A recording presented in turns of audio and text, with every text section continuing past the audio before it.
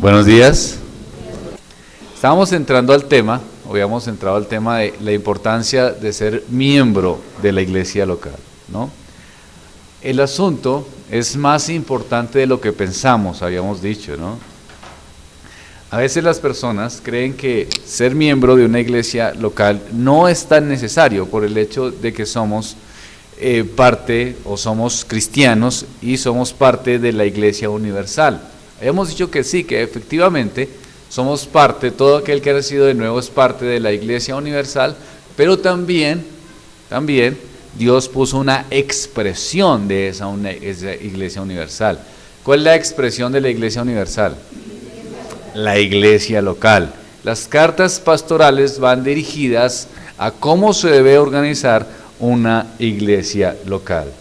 Entonces, habíamos dicho que el cristiano tiene que tener claro y el compromiso del creyente tiene que ser de una iglesia local, de cómo cómo apoyar una iglesia local y cómo él nutrirse y afianzarse en esta iglesia. Habíamos dicho que si uno entiende la membresía de la iglesia local, cambiamos la forma en que vemos el cristianismo.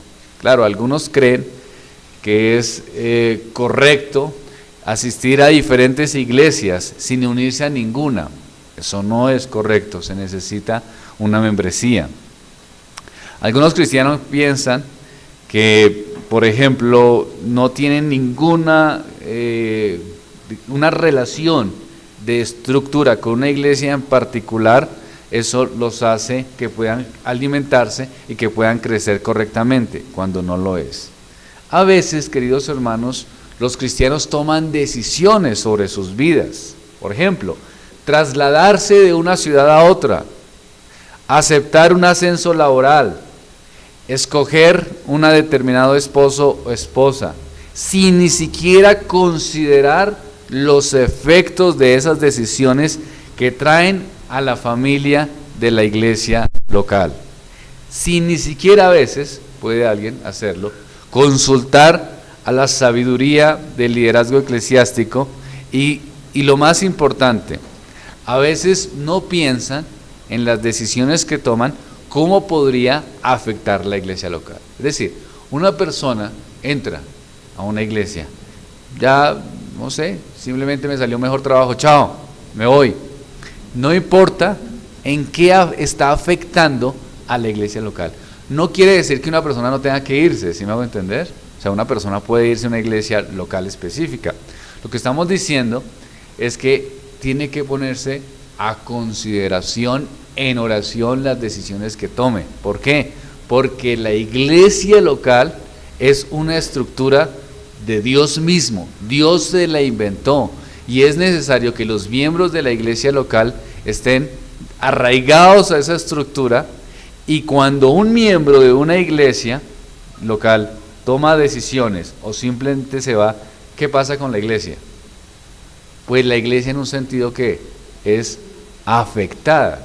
La iglesia es afectada. Claro, una persona puede tomar una determinación de irse en determinado momento, pero en lo posible, si hay más opciones, la persona tiene que mirar el panorama completo y mirar si realmente la decisión que está tomando la está haciendo de una manera espiritual o simplemente por una mejoría económica o simplemente porque se siente mejor en otro lugar. No, ese es el aspecto del sacrificio como miembro de una iglesia local. En la iglesia no solamente el pastor o los líderes son los que se sacrifican, todos como iglesia nos sacrificamos y las decisiones que vamos tomando como iglesia, como persona independiente, lo debemos hacer pensando en cómo nosotros afectamos a quién, a mi comunidad de creyentes. Por ejemplo, una persona que llega a la iglesia, se hace miembro y después dice, no, ya me voy de aquí, ¿por qué? No, es que no, estoy incómodo acá, porque es que me quiero ir porque es que tengo otra iglesia más cercana. Pero hermano, usted al principio tenía esa misma iglesia. Sí, pero es que me cansé de coger bus. ¿Por qué no lo hizo después de hacer todo el proceso de membresía, después de sentirse identificado y ahora lo dice? ¿Afecta a la iglesia local? Entonces, cuando se va la persona, todo el mundo dice, pero ¿qué pasó con el hermano? Entonces lo explicamos. No, empieza a decir, pero si colaboraba, si se afectaba, entonces se empieza a ver una afectación. Cada persona de la iglesia local es importante si ha pasado su carta de membresía y si es miembro de ella. Es importante en el sentido de que tiene un compromiso con la iglesia y no puede ir simplemente tomando decisiones de acuerdo a sus emociones. Habíamos hablado de unos versículos bíblicos, ¿recuerdan? Primera de Corintios, esto es solo un repaso, capítulo 5, versículos 4 al 6. En el nombre de nuestro Señor Jesucristo, reunidos vosotros y mi espíritu, con el poder de nuestro Señor Jesucristo, el tal sea entregado a Satanás para destrucción de la carne, a fin de que el espíritu sea salvo en el día del Señor Jesús. ¿No es buena vuestra jactancia? ¿No sabéis que un poco de levadura leuda toda la masa? Entonces, la iglesia era una comunidad constituida correctamente con el poder de ejercer disciplina. Eso es lo que estamos viendo acá.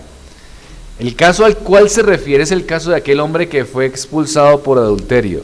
A primera vista, cuando vemos esto, parece un texto extraño para demostrar el principio de la membresía de la iglesia. Pero este texto es de relevancia. ¿Por qué? Porque describe una reunión especial de creyentes que tenían el poder de ¿qué? De excluir de su membresía y de los privilegios a alguien que era culpable de pecado. Es obvio que esta reunión no era una reunión abierta al público, esta reunión a la que se refiere Pablo, esta reunión en Corintio. Era una congregación que era un grupo de personas que eran los miembros de la congregación. ¿Por qué no era un domingo, por ejemplo, o un culto de oración? Porque los domingos y los cultos de oración, también ¿quién viene a la iglesia? ¿Incluyendo quiénes? Incrédulos. A un culto vienen incrédulos y de hecho los esperamos y de hecho los invitamos. Pero no podemos hacer una reunión para una situación específica de pecado y de disciplina en un culto de un domingo abierto. ¿Por qué? Porque esa reunión es una reunión particular, especial, de miembros, a esto se refiere. Porque hay otro texto donde nos hace ver que en la iglesia del primer siglo asistían también a las reuniones abiertas, a los cultos públicos, asistían incrédulos. En Primera de Corintios, versículo 14, 1 de Corintios capítulo 14,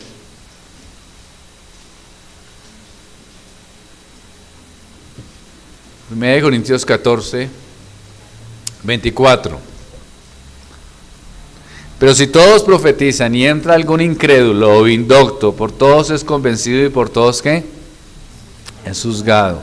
Entonces, está diciendo que hay un culto público y ¿quién entra?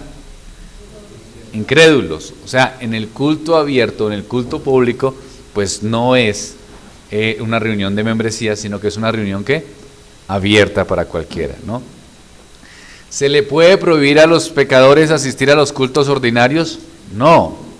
¿Por qué? Porque necesitan escuchar la palabra del Señor.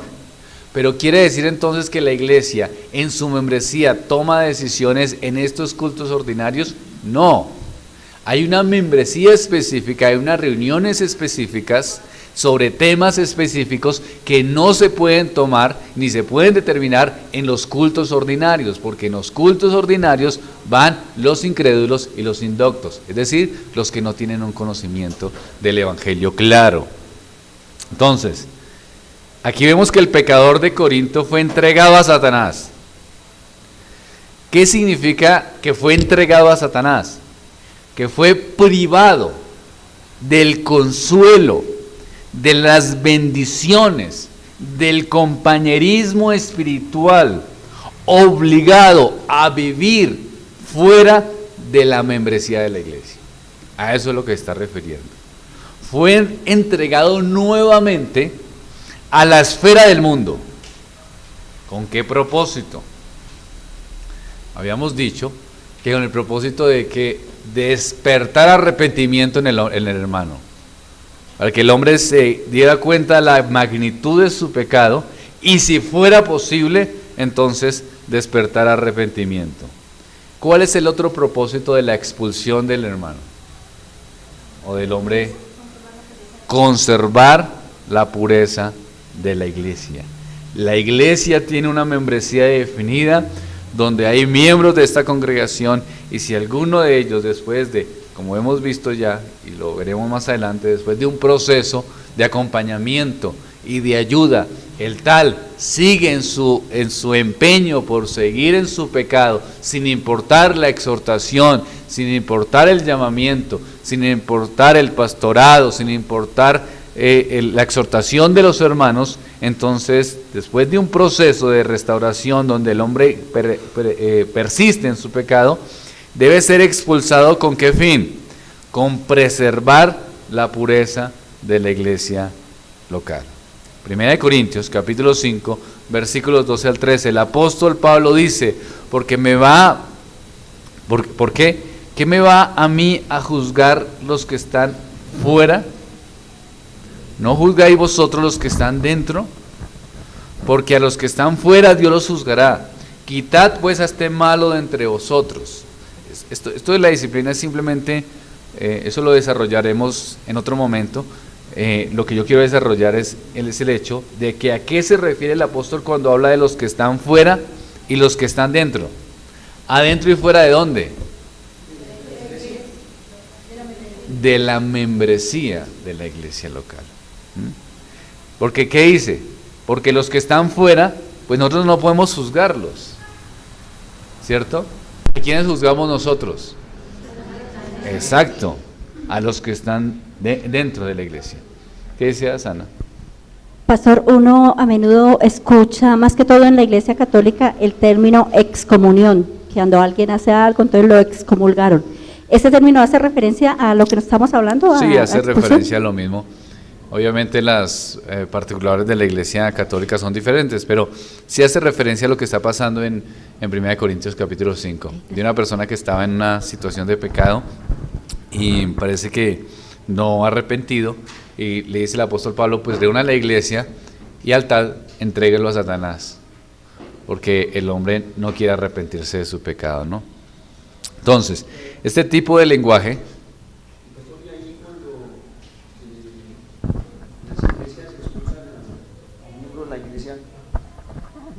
de la iglesia y supuestamente lo condenan, lo dicen que quedará maldito de por vida. Digamos que como hablábamos hace creo que 15 días, el tema lo tocaban con el hermano Fernando. Digamos que no es esa misma visión de una iglesia carismática, de esas iglesias que sacan a las personas y que se van con la maldición. No es de esa forma. Estamos hablando de una persona que es continuamente en el pecado, que no acepta la reprensión, que no se arrepiente de su pecado, que los hermanos se reúnen y dicen, le intentamos y sigue en esa misma condición, es expulsado de la iglesia, pero con dos fines específicos. Uno, ¿cuál es? Que al sentirse fuera de la compañía de los miembros de la iglesia, ¿qué pase? Se arrepienta. O sea, es como cuando uno disciplina a un hijo, ¿no? Uno lo disciplina ¿con qué fin? Corregir su camino para que venga a un arrepentimiento. ¿Y con cuál otro fin? Preservar la pureza de la iglesia. Pero ni lo condenamos, ¿sí? Ni nada de ese tipo de cosas, ni lo maldecimos, porque la idea, todo lo contrario, es orar por él. ¿Para qué? Para restaurar. Ahora, lo sacamos de la membresía de la iglesia, pero no, digamos, no del culto, ¿no? Él puede venir al culto, si quiere venir, pero ya no es miembro, porque, digamos, si quiere asistir al culto, pues está. Ahora, no disfrutará de la misma compañía que disfrutaba antes, ¿no? O sea, es decir, si el hombre se acerca a mí, o la mujer, o la persona, y quiere hablarme del clima, y quiere que salgamos a almorzar, tengo que decirle, nuestro lenguaje tiene que ser un llamamiento al arrepentimiento. Es decir, si usted se acerca a mí, tiene que acercarse diciendo que quiere arrepentirse de lo que está haciendo, ¿no? No puede disfrutar el mismo compañerismo cristiano, porque entonces no tendría ningún sentido la disciplina, ¿no? Como si nada hubiese pasado. La persona tiene que ver y notar que algo no está bien, que lo que está haciendo no está bien, y entonces cuando se aproxima a los hermanos de la iglesia, tiene que ser con un fin específico. ¿Cuál es? O lo que esperamos como miembros, que se arrepienta. que se arrepienta, ¿no? Que se arrepienta. Pastor, y cuando un miembro ha sido expulsado de la membresía, ¿en el culto público él puede participar de la Santa Cena? No. Esa es una buena pregunta, ¿no? Aunque, como les digo, pues mi intención no es hablar de la disciplina, sino de la membresía. Pero no porque es expulsado de la congregación, no debe hacerlo, ¿no? Ese es uno de los privilegios que se pierden, ¿no? Entonces, aquí el punto es los que están fuera y los que están dentro. Eso es lo que está hablando el apóstol Pablo. Entonces, es muy claro que en los tiempos del Nuevo Testamento había un círculo definido de gente, tan cercano y cuidadosamente definido, que uno podría ser recibido de entre este círculo o puesto fuera de él. Los miembros de este círculo tenían una característica: los miembros se habían comprometido voluntariamente. Es decir, el que es miembro de una iglesia local no ha sido presionado para que lo sea. De hecho, a veces le decimos: espere, hermano, conózcanos un poquito mejor, note a ver si se siente realmente que esto está alineado a las Escrituras, mire la palabra del Señor. Pero nadie está obligado, ninguna persona está, digamos, obligada a hacerse. Si la persona se hace miembro, es libremente, voluntariamente. Entonces, en ese sentido tienen que hacerlo, ¿no? Entonces, en los términos dentro, fuera, en Mateo 18, habla acerca del proceso que ya lo vimos, el proceso de una persona que al final, pues, dice que póngalo frente a la congregación y tenlo por gentil, o pagano, o publicano, si el tal no se arrepiente, ¿no? El punto es que el Señor Jesucristo puso en las manos de la iglesia local autoridad y responsabilidad. La iglesia local debe ser una comunidad estable, una comunidad con orden, una membresía correctamente definida. La iglesia local no puede ser algo vago, indefinido, sin reglas, sin normas para los miembros y sin una membresía específica. Si la iglesia local fuera simplemente una congregación sin ningún miembro oficial, entonces consistiría de muchas personas que no son realmente convertidas. Es decir, si es todo el que va a la congregación, muchos de todos los que van realmente no son convertidos. Y entonces estaríamos, digamos, pastoreando gente no convertida con métodos espirituales. Entonces muchos también estarían engañados. O sea, uno ve a muchos adolescentes o muchos jóvenes o muchas personas que asisten a la iglesia sin realmente tener una fe salvífica, pero porque tienen una asistencia, entonces consideran que ya son parte de una congregación y consideran que ya son salvos por ese hecho, sin reconocerse ni siquiera la fe en Jesucristo. Entonces, Cristo jamás hubiera dado el deber espiritual de mantener la disciplina a una reunión de una índole abierto. El Señor Jesucristo nos dice que mantengamos la disciplina ¿en dónde? ¿Dentro de qué? De una membresía ¿qué? Establecida. De una membresía ¿qué? Definida. No puede ser una cosa abierta. No puede ser a todo el mundo. ¿Ustedes se imaginan? Una congregación no puede ser muy grande, puede ser que asistan 100 personas. 100 personas que llegan con diferentes circunstancias de diferentes ambientes. Si no son de una membresía, si no hay una membresía definida, entonces tendría que yo suponer pues que todos son creyentes. Entonces tendríamos que suponer que todos están sujetos a lo que Dios dice, cuando en realidad no están sujetos a lo que Dios dice, sino que cada uno va haciendo según sus propios ¿qué? Parámetros y convicciones y deseos. Ahora, ¿se imaginan las iglesias de 200, de 400, de 500, de 1000 personas? Cada persona haciendo pues lo que le parece, en su propia idea, o interpretando lo que quiere, o mirando un predicador por internet, o mirando otro por otro lado, o simpatizándose con esta otra situación. Entonces, ¿qué sería? Pues un poco de personas sin una claridad ¿qué? Doctrinal y muchas de ellas tal vez sin un reconocimiento salvífico. Vemos, como veíamos el ejemplo del apóstol Pablo, cuando el apóstol Pablo intentó reunirse con la iglesia en Jerusalén y los hermanos como que no querían que se uniera, ¿verdad? ¿Por qué no querían que se uniera? ¿De qué no querían que se uniera? Pues no podía ser del culto público, porque ellos hacían su culto público. Recordemos que habían 3 tipos de persecuciones, y el tipo de la primera persecución no era una persecución donde los mataban. Entonces ellos de alguna manera eran valientes y se esforzaban en hacer un culto abierto para todo el que quisiera llegar. El apóstol Pablo podría ir a ese culto abierto, no tendría problema. ¿De qué ellos, los demás hermanos, tenían prevención? De una membresía. ¿Cuándo es que ya se acaba la prevención? Cuando Bernabé le dice, no, mire, él es un hermano, y entonces ya entran los hermanos y lo reconocen como un salvo, ¿cierto? Entonces, no permitían que ellos se unieran a lo más profundo, pues, a una membresía establecida. Habíamos hablado de los falsos hermanos, ya hemos hablado cómo entonces había personas que se metían, pues, porque querían escuchar lo que la iglesia del Señor pensaba y hablaba. Ahora vamos a 1 Timoteo 3:1, después de ese rápido resumen. Alguien que por favor lo lea.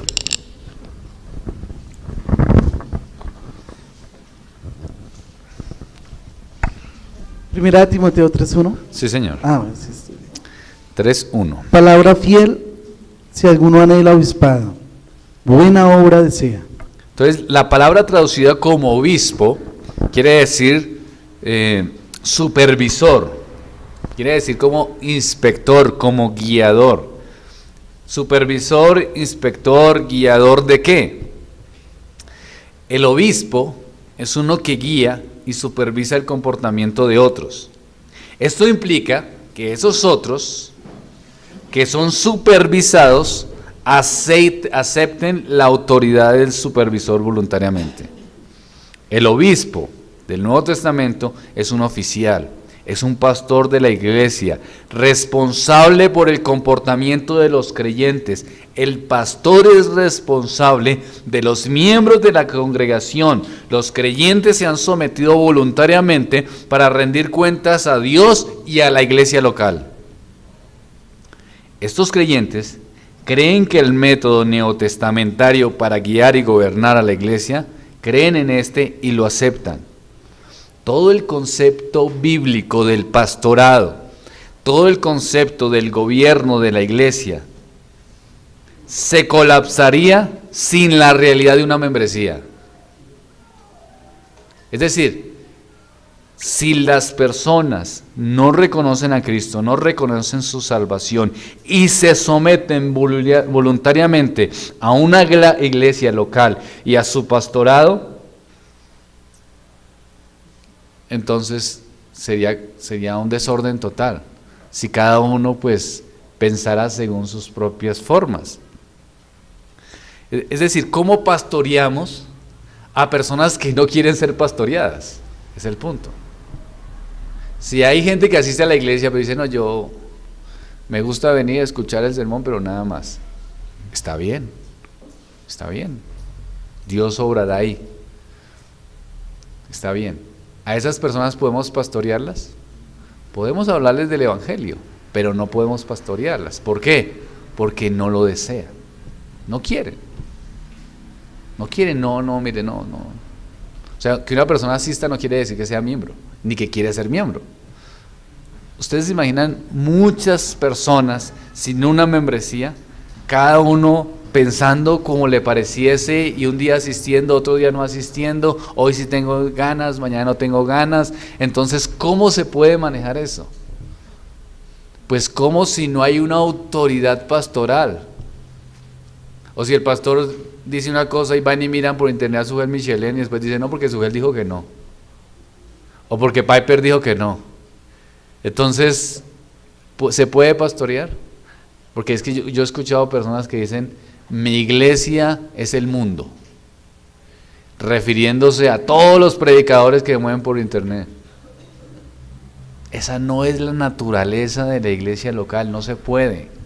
No puede ser de esa forma. Hay muy buenos hermanos por internet, hay muy buenos predicadores, pero Dios determinó una iglesia ¿qué? Local, con una membresía específica, donde tenemos nosotros que rendir cuentas. Yo tengo que rendir cuentas a la iglesia tiene que rendirnos cuentas al liderazgo. Todos unidos nos rendimos cuentas, donde nos exhortamos, donde nos llamamos la atención, donde nos animamos. Así lo determinó el Señor. Que la iglesia no sean 500, no sean 1000, no sean 2000, así lo determinó el Señor. Uno como pastor quisiera, uno quisiera una iglesia de miles, ¿no?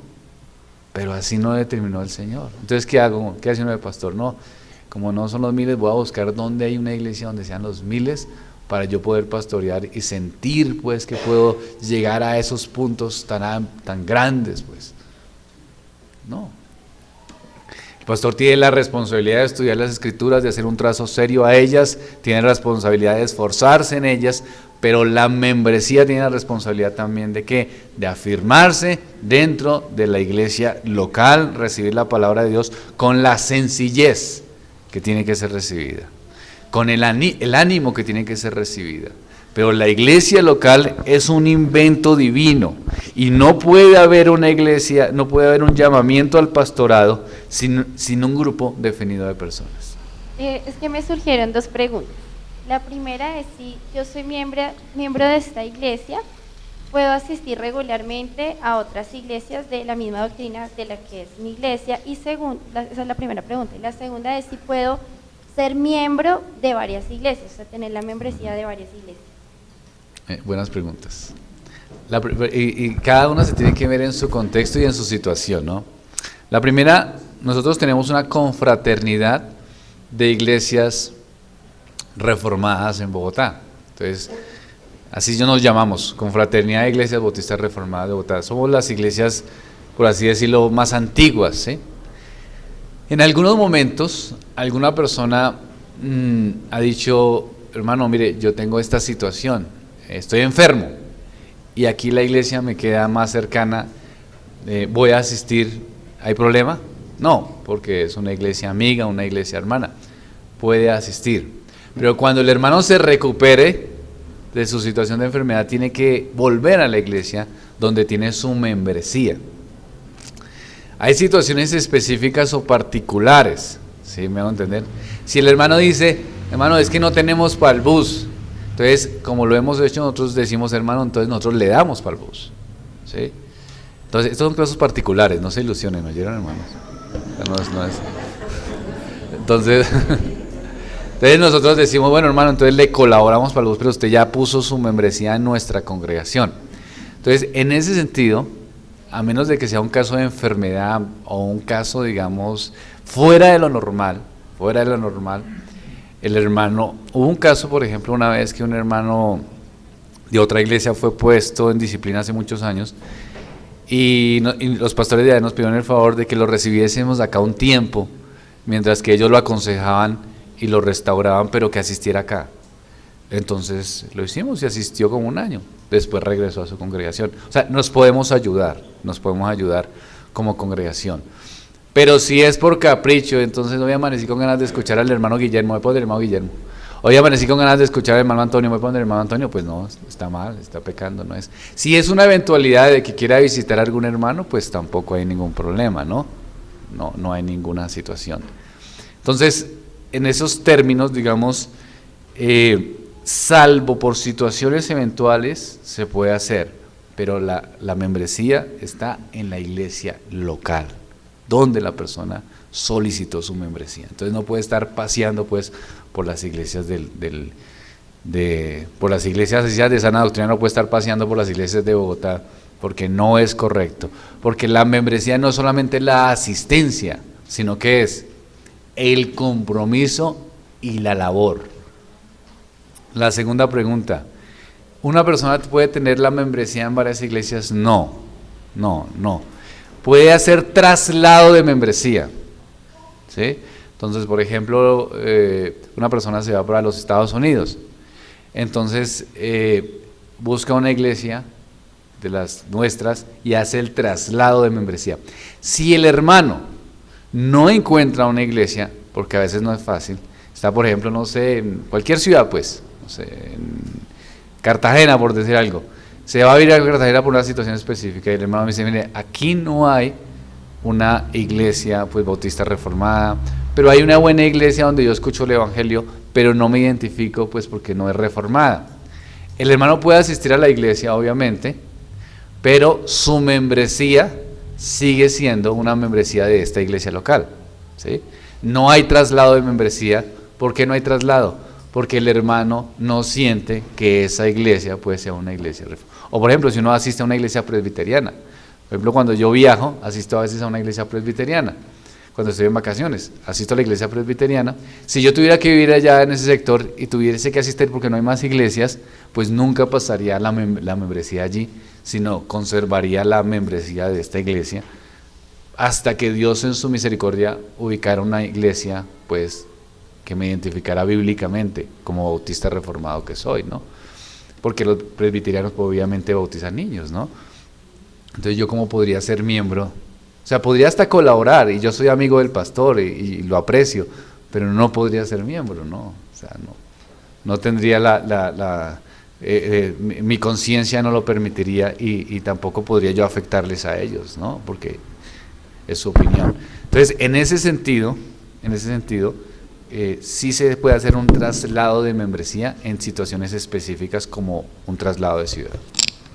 Pero en tal caso, pastor, que esté ya radicado en Cartagena, ya por mucho tiempo, ¿tiene algún tiempo la membresía límite? Porque el hermano puede solicitar y decir, hermano, mire, aquí estoy en Cartagena, no hay iglesias, quiero seguir por medios virtuales, quiero seguir teniendo contacto con ustedes y mantener una relación activa hasta que Dios en su providencia provea una iglesia en Cartagena con una membresía definida.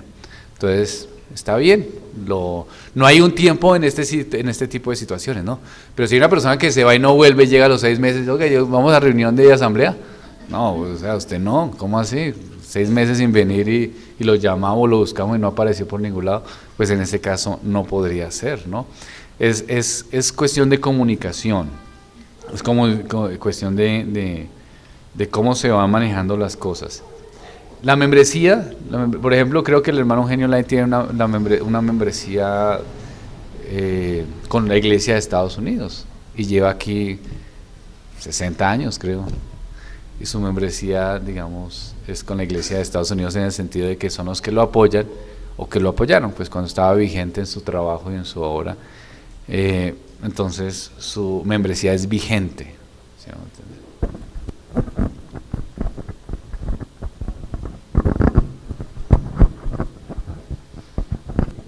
Dado el caso, el ejemplo que usted pone, si uno se va a vivir, por ejemplo, a otra ciudad, no hay una iglesia donde uno se identifique, pues pero asiste. Yo sigo, no sé, por 1 año o 2 años asistiendo a esa iglesia, pero sigo teniendo mi membresía acá. ¿Es mi obligación dar el diezmo o consignarlo o algo así a esta iglesia o lo podría dar a la iglesia que asisto? Porque pues el diezmo igual digamos que esa pregunta es como complicada, pues digamos que nosotros como basamos eso bajo conciencia, ¿no? Digamos que uno no digamos en el aspecto económico creemos que toca ser generosos, creemos que hay que dar y que ofrendar y diezmar, no bajo la ley, pero yo creería que eso sí depende como de la conciencia del creyente y la situación que pueda estar viendo en la congregación de estar reuniendo. Si es una congregación de pronto que está comenzando, que tiene unas situaciones económicas difíciles, pues si quiere ayudar el hermano, yo no le vería ningún lío, ¿no? Eso sí ya es bajo la conciencia del creyente y de acuerdo a la situación que se presente y que se vea, ¿no? Cada situación es diferente, o sea, aquí no podemos dar como parámetros generales en cuanto a las reglas de todo, pues de toda circunstancia, sino que cada situación es como diferente, ¿no?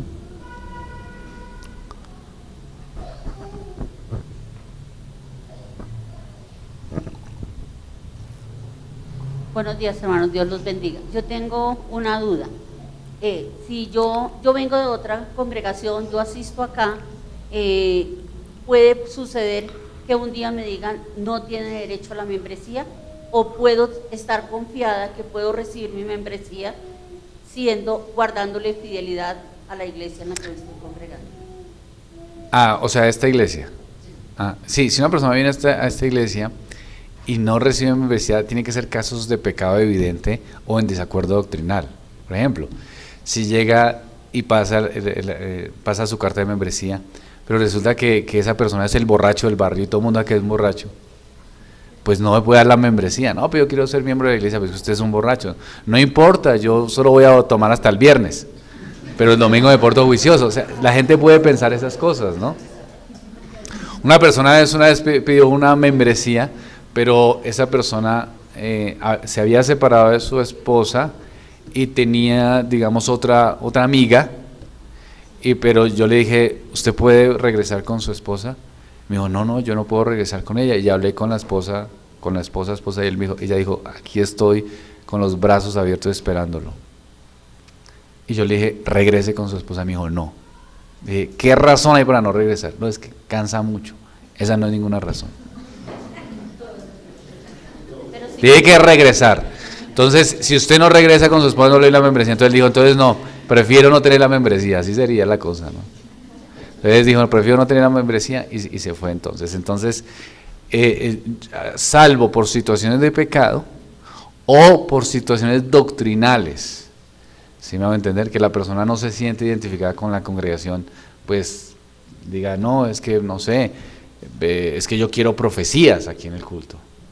O yo quiero cualquier cosa, no lo hacemos, no somos eso. O porque no mete batería, hermano, porque eso estamos muy aburridor. Entonces, no somos eso. De estatutos, es más, desde que antes yo llegara, ahí en los estatutos dice que no dones carismáticos y todo eso. Entonces, si la persona es miembro, tiene que, por eso se le hace la entrevista y todo, y se le dice a la persona lo que somos, por eso la gente tiene el reconocimiento y va viendo lo que somos, para que se sienta, si se siente identificado y dice, sí, estoy de acuerdo con esto, me parece bien, no se le va a negar, porque dice, pues estoy identificado con la iglesia, con lo que son, con la doctrina, pues no se va a negar. Pero se dice, hermano, yo quiero hacerme miembro, pero yo creo que aquí debería haber profecías y lenguas. Yo creo que debería haber tal y tal cosa. Entonces, pues no, obviamente no se podría. O si tiene unas cosas de pecados evidentes. Todos luchamos con pecados. La membresía no es una membresía perfecta. ¿Sí me hago entender? Aquí ninguno de los miembros somos perfectos, ni nada por el estilo. Pero si son pecados escandalosos o evidentes, o personas que no quieren cambiar su pecado, pues obviamente no se puede dar una membresía. Yo tengo entendido que cuando uno viene de otro lugar, escoge este lugar para congregarse, o el lugar que escojamos cada hermano para congregarnos, debemos de estudiar la palabra, no solo la palabra, sino también la base fundamental, que es el evangelio que ustedes predican. Con base en eso, pienso que cuando solicita uno la membresía, exacto, es porque está de acuerdo con todo lo que está viviendo en este nuevo lugar. Es porque uno no se ha venido de otro lugar porque allí no cambiaron las cosas, solo porque uno quiere crecer aún más. Así para el es. Señor. Sí, por ejemplo, uno les dice a las personas, yo les digo a las personas, miren hermano, conózcanos un poquito más, miren cómo somos, conozcan cómo somos como iglesia, conozcan la predicación, conozcan nuestras costumbres como congregación. Yo animo por lo general a que los hermanos nos conozcan más antes de pasar una carta de membresía. Cuando una persona dice sí, porque obviamente una persona puede sentirse animada en un primer momento y decir, no, me siento animado, me siento contento, pero después puede chocar con sus preceptos, con sus ideas o con sus prejuicios. Entonces yo animo a los hermanos que vienen a la congregación y que asisten y les digo, conózcanos, dejen un espacio.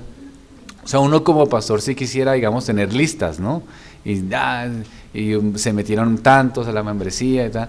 No, en nuestra condición no, eso no es el mayor interés, o sea, eso no me trasnocha como pastor, no nos trasnocha a los líderes de la iglesia.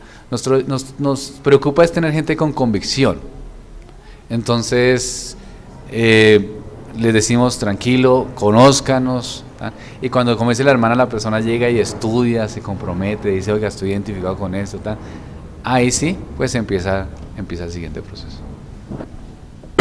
La membresía, la pregunta es si la membresía define los límites o la extensión de mis deberes cristianos con la iglesia, es decir, yo puedo llamar hermanos en la fe solamente a los miembros de la iglesia, a los miembros de mi iglesia, y si mis deberes cristianos están limitados solamente a los que son miembros de mi iglesia. La primera pregunta, por ejemplo, yo creo que a veces uno tiene un error, creo que yo lo tengo. A veces todo el que llega a la iglesia lo llamo hermano. A veces es porque no se me olvida el nombre, entonces le digo hermano porque no me acuerdo el nombre. Entonces creo que sí, yo veo a algunos hermanos, bueno, la hermana Leonor, que la hermana Leonor es más, digamos, pregunta, ¿usted cree en el Señor Jesucristo? Le hace las preguntas a las personas que uno la ve como para indagar un poco más en su fe.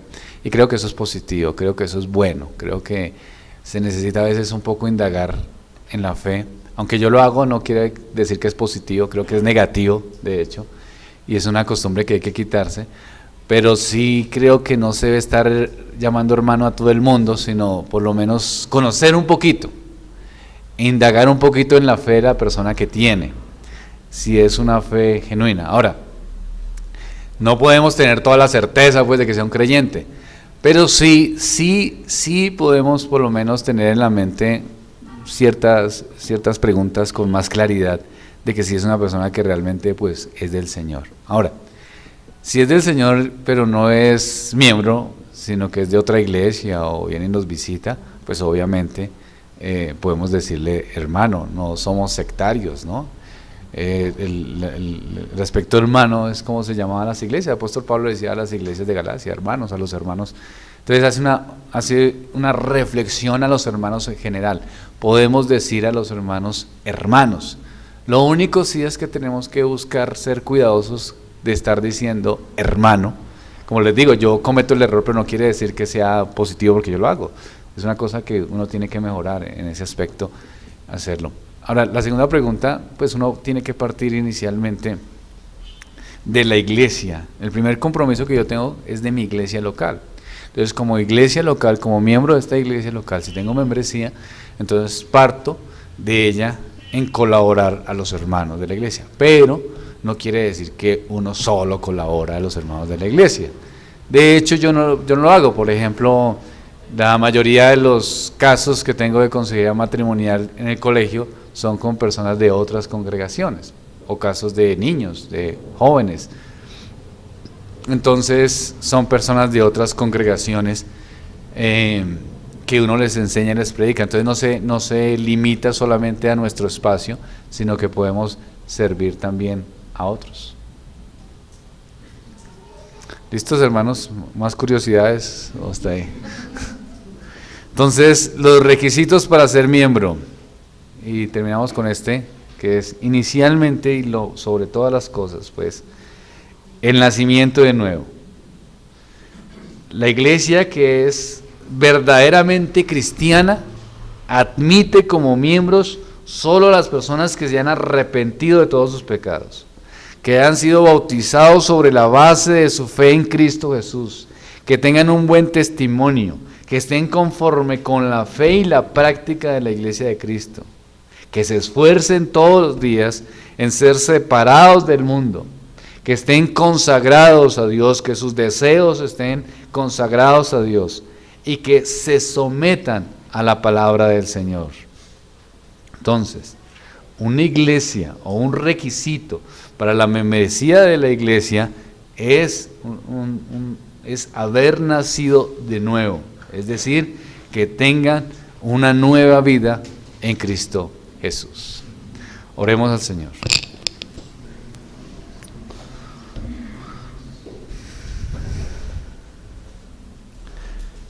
Padre de los cielos, te doy gracias porque has sido bueno con nosotros, misericordioso, bondadoso. nos ayudas en todo tiempo. Te pedimos, Señor, que seas tú ayudándonos a entender cada día más